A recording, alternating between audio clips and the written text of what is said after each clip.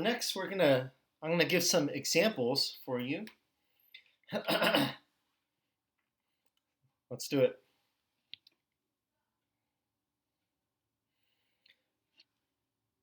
Being a bachelor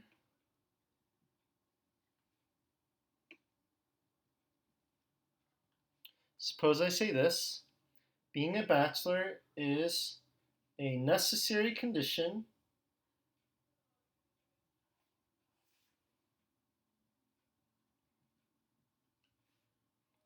for being a man.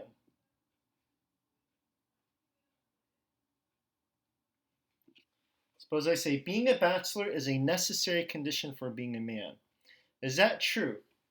Well, that's like saying X is a requirement for Y. So is being a bachelor a requirement? Do you have to be a bachelor, okay, in order to be a man? And what do you say? Think about it. Okay, answer is false. The reason is because you could be married, right? So being a bachelor is not a necessary condition for being a man. You can be a man even if you're not a bachelor by being married. Okay?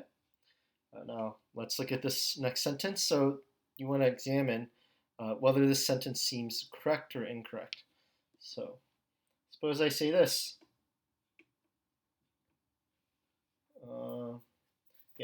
Being a man is a sufficient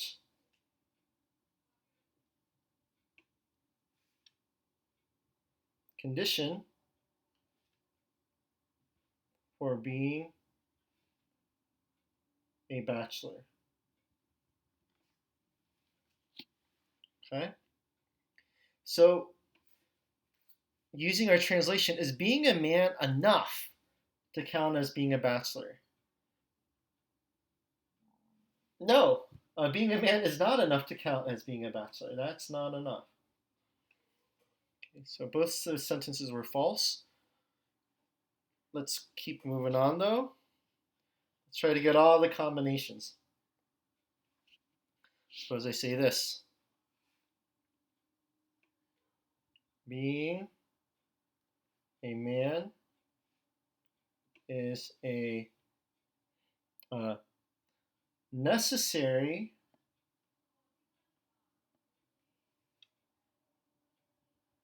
condition for being a bachelor. Suppose I ask this.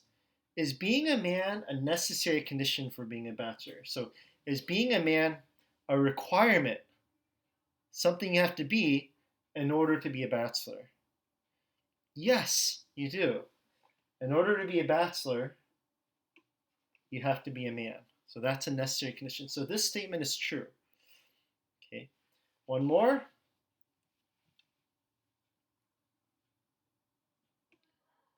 Being a bachelor is a sufficient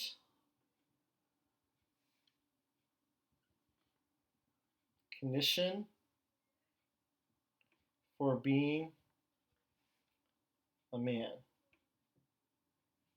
Okay, being a bachelor is a sufficient condition for being a man.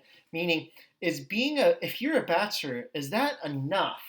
Using this, is being a bachelor enough to make you count as a man? Yes, it is. That is true. Okay, so hopefully these give you an example how to think about this.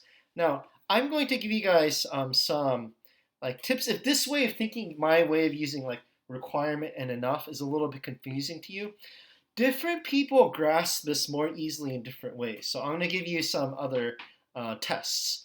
So first, with sufficient condition.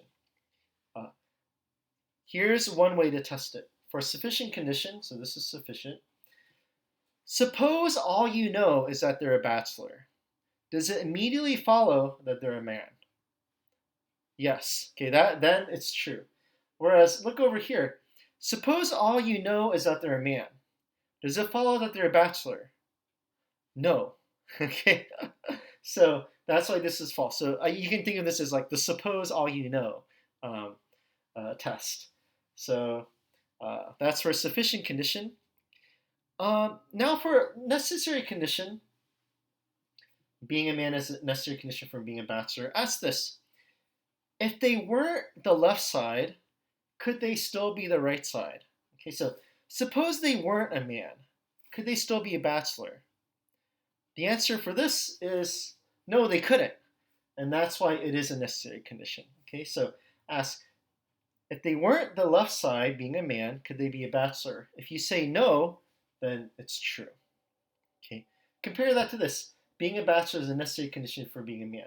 Suppose they weren't a bachelor. Could they still be a man? If yes, then false. Okay? One more test for a necessary condition is this. I said requirement, but another way is just word it. You can word it this way. In order to be the left side, in order to be the right side, do you have to be the left side? So in order to be a bachelor, do you have to be a man? Yes. But in this one, in order to be a man, do you have to be a bachelor? No. You don't have to be a bachelor in order to be a man. So, okay, so hopefully one of those ways in which I taught this helped you. For some of you, that might have confused you. So if you liked this requirement and enough way, then stick with that. So in the Zoom, we're going to do some practice exercise, get more practice on this. But yeah, for now, that's necessary and sufficient conditions and one example.